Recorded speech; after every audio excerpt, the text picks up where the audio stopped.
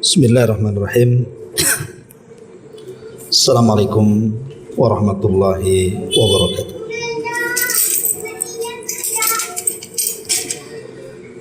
Bihamdillahi wassalatu wassalamu ala rasulillah wa ala alihi wa sahbihi wa mawalah wa la hawla wa la quwata illa billahi wa ba'du. Alhamdulillah, segala puja dan puji hanya milik Allah subhanahu wa ta'ala.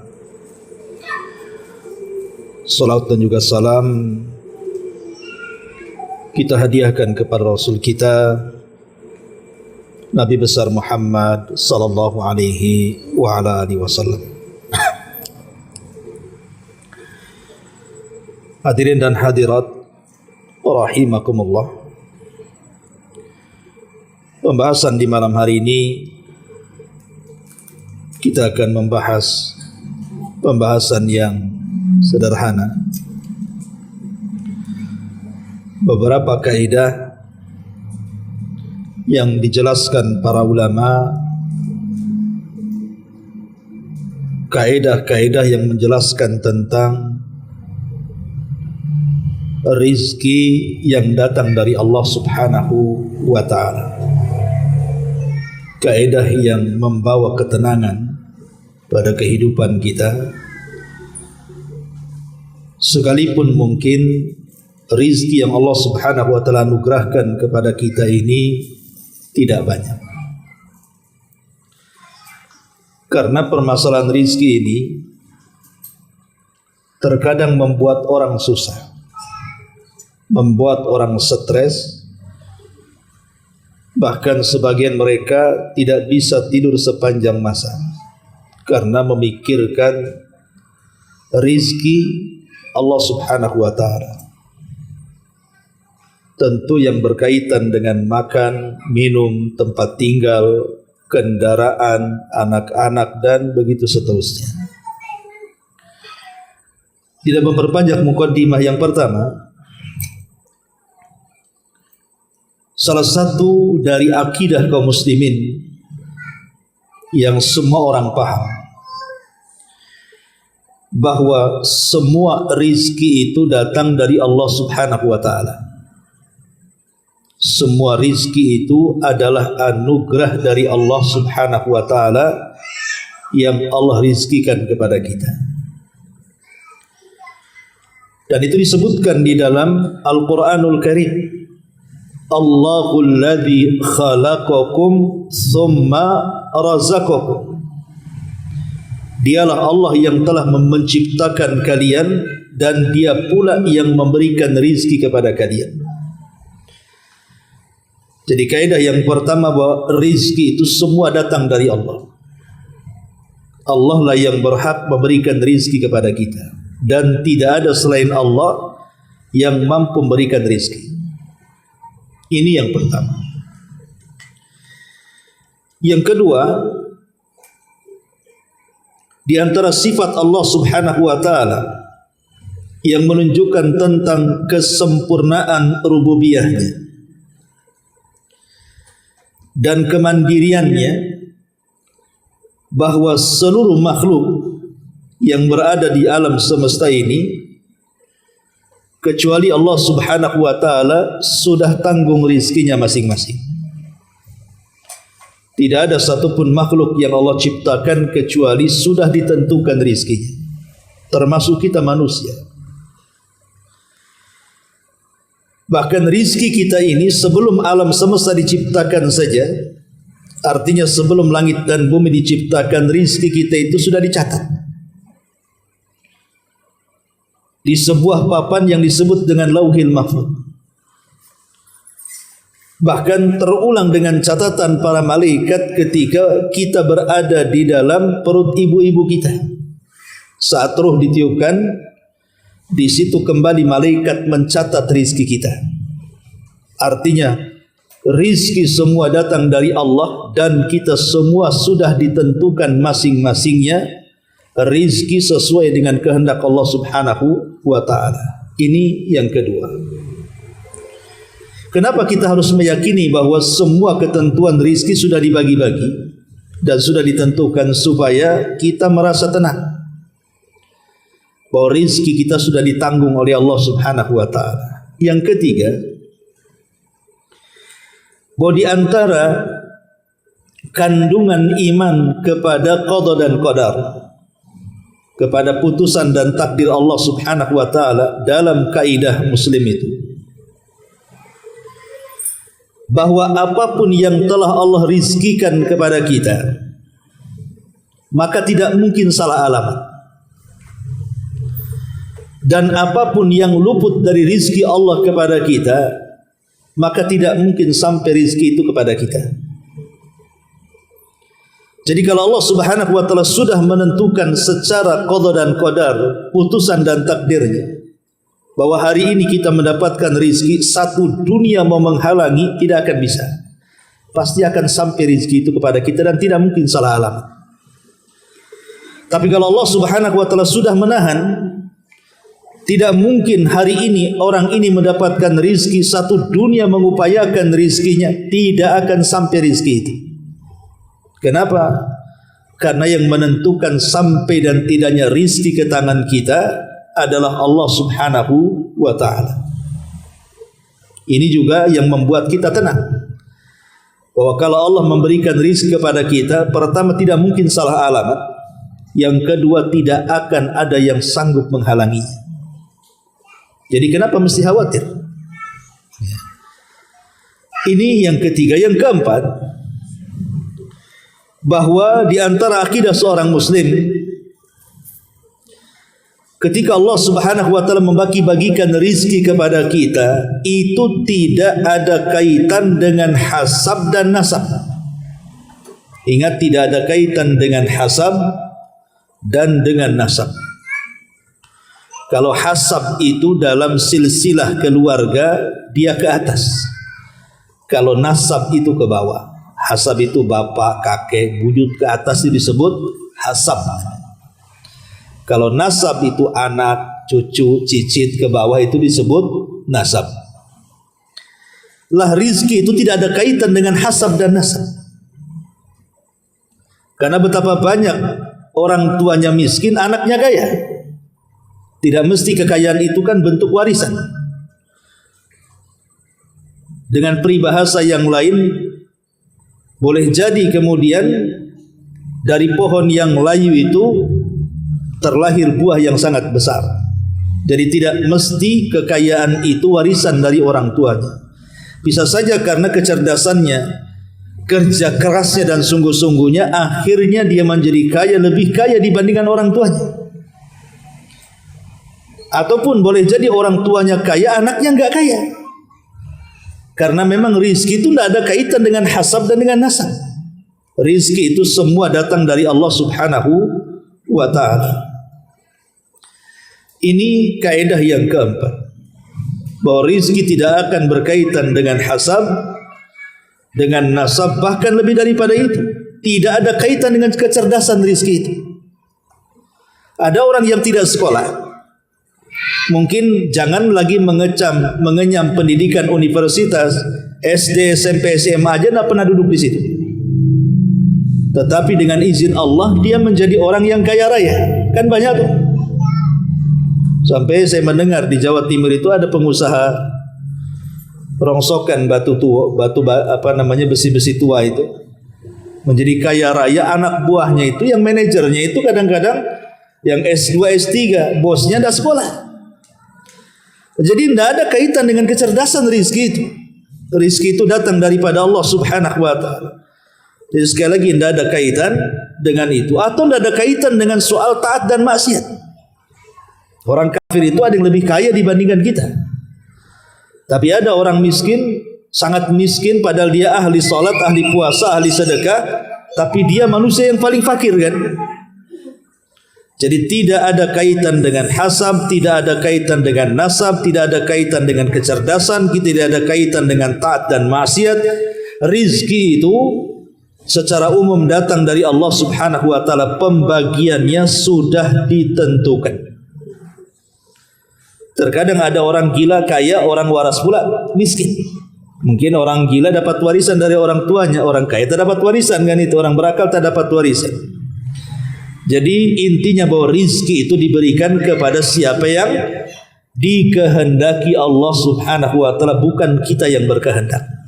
Ini yang kelima. Yang keempat, yang kelima, bahwa perkara yang wajib diyakini seorang mukmin, bahwa Allah Subhanahu wa taala saat memberikan rizki kepada makhluknya, tujuannya untuk apa? Untuk membantu makhluknya supaya memiliki kekuatan. Dengan kekuatan itu sehingga mereka bisa beribadah kepada yang memberikan rizkinya.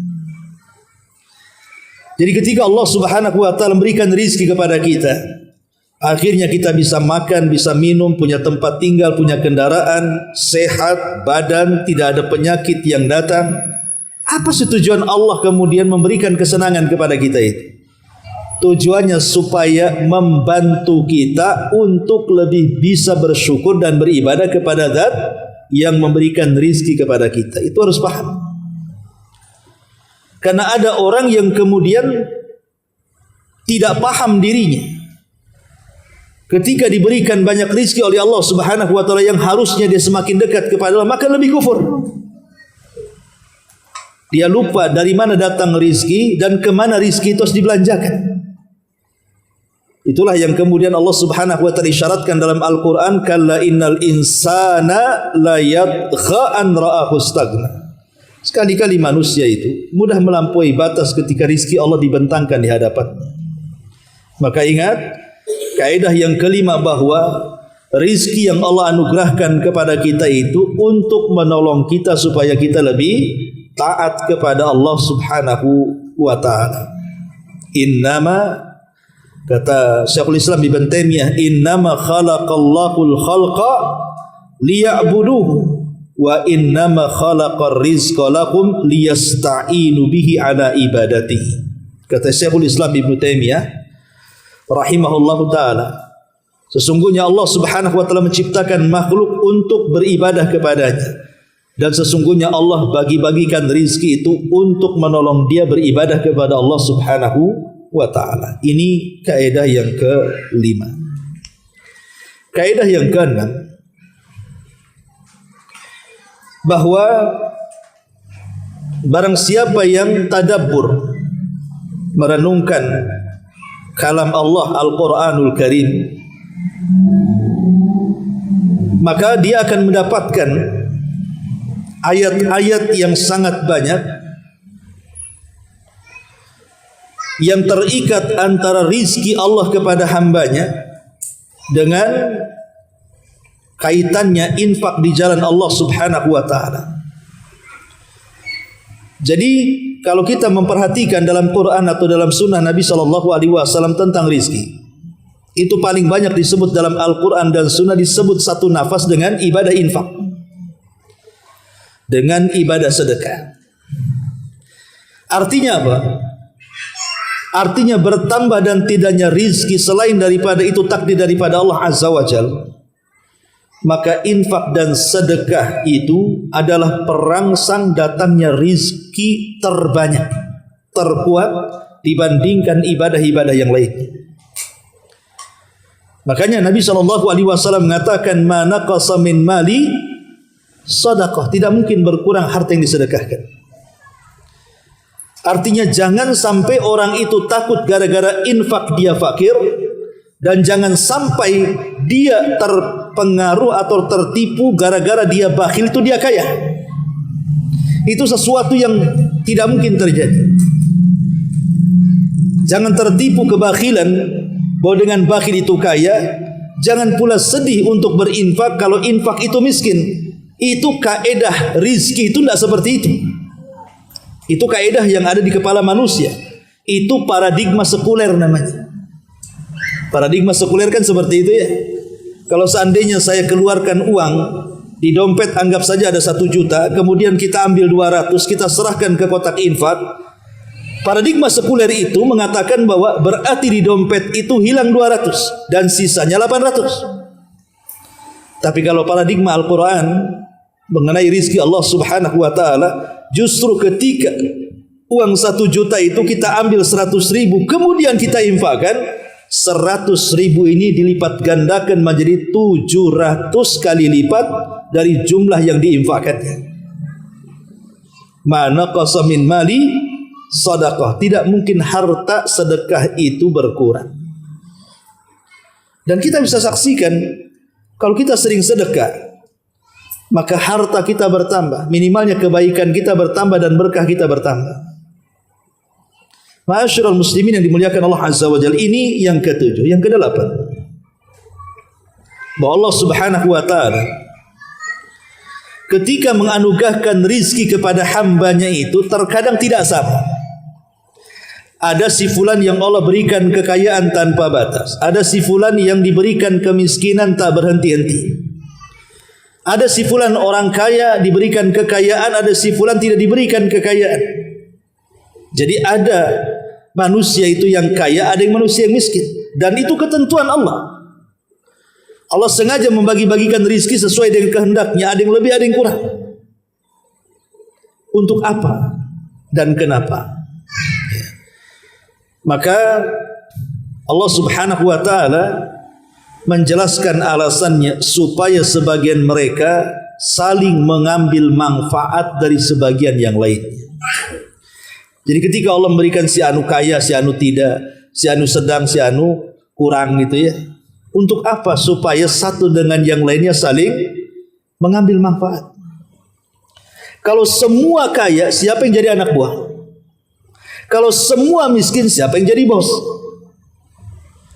Sehingga tidak akan berjalan kehidupan manusia ini. Kalau semua kaya, nggak akan berjalan kehidupan manusia. Sebagaimana kalau semua miskin pun tidak akan berjalan kehidupan manusia itu. Karena tidak ada mengambil manfaat satu dengan yang lainnya. Dan itu hikmah Rabbani yang tersembunyi. Kenapa Allah subhanahu wa ta'ala jadikan manusia itu ketika membagikan rizki, ada yang lebih, ada yang kurang. Selain daripada itu karunia dari Allah subhanahu wa ta'ala. Ini yang ke-7. Yang ke-8, bahwa tidak boleh rizki itu dicari kecuali kepada Allah subhanahu wa ta'ala. Dari kaidah di atas 1 sampai 7 itu, maka kita simpulkan bahwa tidak boleh seseorang mencari rizki atau meminta rizki kecuali kepada Allah subhanahu wa ta'ala. Makanya Allah mengatakan fabtaghu indallahi rizqa, carilah rizki itu dari Allah subhanahu wa ta'ala. Karena banyak manusia yang menggantungkan rizki kepada selain Allah. Kalau ada kesulitan, bukannya mengadu kepada Allah subhanahu wa ta'ala, malah mengadu kepada makhluk kan. Datang ke dukun, percaya dengan tangkal dan jimat, datang ke kuburan wali, ya, datang ke tempat-tempat keramat. Itu tidak yakin bahwa rizki itu datang dari Allah. Jangan dicari rizki itu kecuali dari Allah subhanahu wa ta'ala. Siapapun yang mencari rizki pada selain Allah, selamanya tidak akan mendapatkan rizki. Betapa banyak orang-orang yang ditipu dengan dukun juga. Ada dukun pengganda uang. Kita datang ke dukun supaya uang kita berganda. Yang berganda uang dukun, uang kita ludes habis diambil dukun kan begitu. Dan itu sudah banyak tipu-tipu seperti itu. Ma'asyiral muslimin wal muslimat rahimani wa rahimakumullah. Kemudian kaidah yang ke-9, bahwa pemberian Allah subhanahu wa ta'ala kepada hamba itu bukan bukti tanda cinta Allah kepada kita. Kalau seandainya Allah subhanahu wa ta'ala memberikan rizki yang luas tanpa batas kepada seseorang, sampai dia jadi kaya raya, perusahaannya banyak, rumah megahnya di mana-mana, kendaraannya berserak di mana-mana, tanahnya luas seluas-luasnya, bukan berarti kemurahan Allah dengan memberikan rizki tanpa batas itu menunjukkan bahwa Allah cinta kepada orang itu. Bukan. Jadi rizki itu bukan tanda cinta. Dan bukan berarti kemudian ketika Allah menahan rizki seseorang, dengan jungkir balik dia mencari rizki, susah payah keringat ditumpahkan, dari pagi dia berangkat, sore dia pulang, besoknya gitu lagi, tapi kondisinya begitu-begitu saja. Bukan berarti orang yang seret ekonominya tanda Allah benci kepada dia. Tidak ada hubungan cinta dan benci itu dengan rizki dan ditahannya rizki. Tidak ada. Kalau memang kaya itu tanda dicinta, kenapa Fir'aun diazab? Kalau kaya itu tanda cinta, kenapa Qarun ditenggelamkan ke dasar bumi? Kalau kaya dan kekuasaan itu tanda cinta, kenapa Namrud disiksa dengan nyamuk bertahun-tahun sampai mati? Dan kalau memang kemiskinan itu kebencian Allah kepadanya, tidak mungkin Bilal ibn Rabah dimuliakan oleh Allah, sandalnya dimasukkan ke dalam surga sebelum orangnya. Jadi bukan itu kaedahnya. Bukan kalau kaya Allah itu cinta, kalau miskin Allah itu benci. Itu paradigma otak orang kafir dan orang awam. Kalau seandainya diberikan kekayaan, dia mengatakan Rabbi akraman, Rabbku sedang memuliakan diriku. Tapi kalau seandainya dia fakir miskin, dia mengatakan Rabbi ahanan, Rabbku sedang menghinakan diriku. Tidak ada kaitan dengan itu. Karena kemuliaan seseorang itu bukan karena kekayaan. Kalau seandainya kemuliaan itu ada pada kekayaan, berarti yang masuk surga itu orang kaya, orang miskin tidak masuk surga. Tapi kekayaan itu bukan tanda kemuliaan. Kenapa? Karena kekayaan itu bersyirikat mukmin dan kafir. Ada orang Islam kaya, ada orang kafir kaya. Lalu apa bedanya? Bahkan hari ini yang paling kaya orang kafir dibandingkan orang Muslim. Lihat orang-orang Barat itu. Mereka jauh lebih kaya, bahkan negaranya lebih maju dibandingkan negara kita, negara Islam. Apa kita katakan loh cinta Barat dan benci Timur? Tidak demikian. Ini kaidah. Sehingga supaya kita jangan sedih hati. Ma'asyiral muslimin wal muslimat rahimani wa rahimakumullah. Bahkan boleh jadi itu tanda daripada apa? Istidraj. Sampai Nabi mengatakan idza ra'aitallaha yu'til 'abda minad dunya 'ala ma'asihi ma yuhib fa innama huwa istidrajun.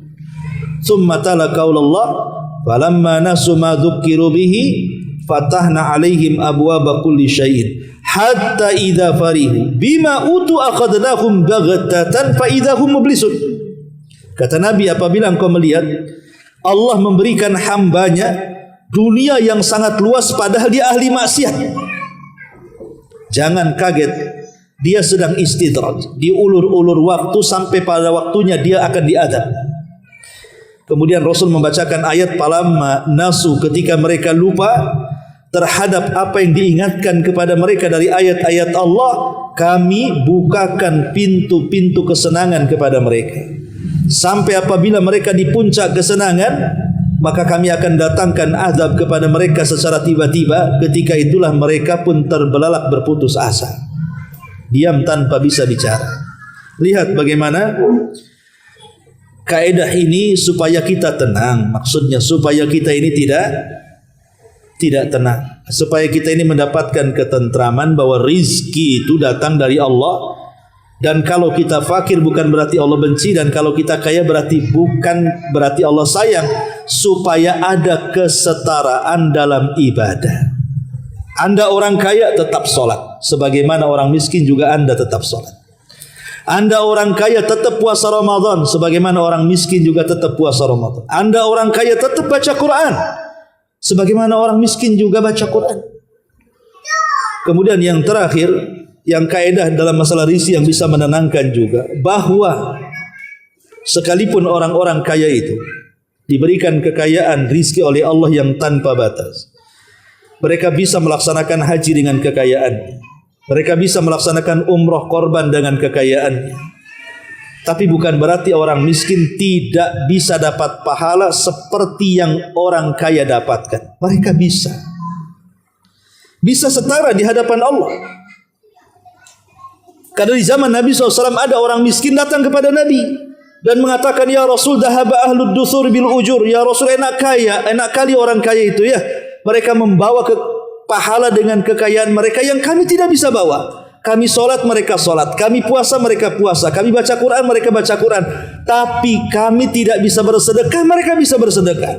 Kami tidak bisa haji, mereka bisa haji. Kami tidak bisa berkorban, mereka bisa berkorban. Kami tidak bisa umrah, mereka bisa umrah. Enak kali orang kaya itu membawa pahala dengan kekayaannya, sementara kami hanya membawa pahala sesuai dengan apa yang kami bisa lakukan saja. Maka Rasul mengatakan, tidak demikian, kalian juga bisa menjadi kaya seperti mereka dengan pahala, walaupun kalian miskin. Kemudian Rasul mengatakan, bukankah setiap tasbih sedekah? Bukankah setiap tahmid sedekah? Bukankah setiap takbir sedekah? Bukankah engkau mengajak kepada kebaikan sedekah? Bukankah engkau menyuruh manusia untuk berhenti dari kemungkaran sedekah? Sampai kepada seorang suami melakukan hubungan suami istri itu bagian daripada sedekah.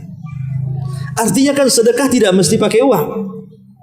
Sedekah itu bisa dengan zikir, dengan tasbih, dengan takbir, dengan niat yang baik, dengan ucapan yang baik, dan begitu seterusnya. Inilah yang disebut dengan 10 kaedah untuk menenangkan hati dalam kaedah-kaedah bagaimana kita berhadapan dengan rizki Allah Subhanahu wa ta'ala. Wallahu a'lam bishawab. Mudah-mudahan ada manfaatnya.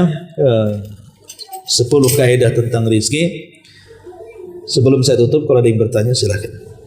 Kita buat tanya jawab, kalau tidak ada kita tutup.